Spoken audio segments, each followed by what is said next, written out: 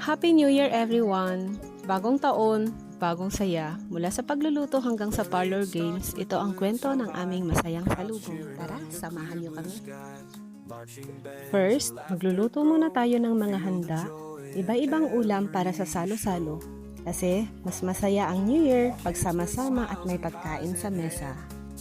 Habang nagluluto nga ako ng mga handa, naaalala ko rin yung mga pinagdaanan namin last year. Hindi naging madali ang 2025. Maraming pagsubok. May mga planong hindi natuloy. May mga araw na gusto mo na lang sumuko. Pero tulad ng pagluluto, hindi agad masarap sa umpisa. May mga kailangang pagtiyagaan. May mga sangkap na kailangang hintayin bago maging buo ang lasa. Kung ikaw man ay dumahan sa irap noong 2025, gusto ko lang ipaalala, hindi ibig sabihin nun na talo ka na.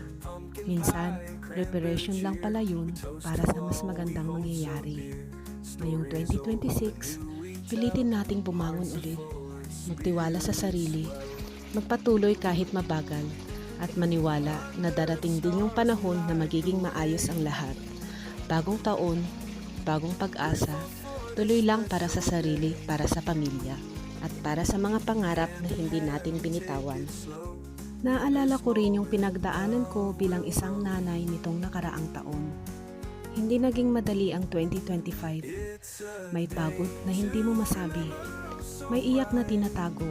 At may mga araw na inuuna mo lahat maliban sa sarili mo. Bilang nanay, sanay tayo na kayanin ang lahat. Kahit pagod na, tuloy pa rin.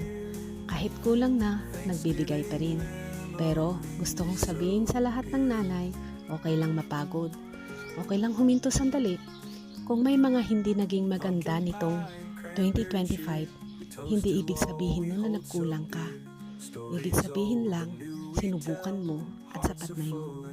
Ngayong 2026, sana piliin din natin ang sarili natin. Dahan-dahan lang, isang araw sa isang araw at maniwala na magiging mas maayos din ang lahat. Para sa lahat ng nanay na patuloy lumalaban, para sa pamilya, para sa mga anak this year, sana ikaw naman.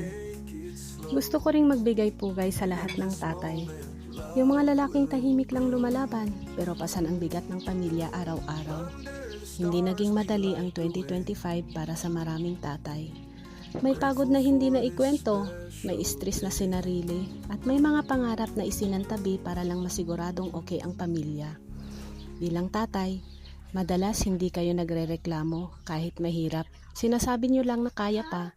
Pero gusto kong ipaalala, hindi ka hinaan ng mapagod at hindi ka bawasan ang humingi ng pahinga.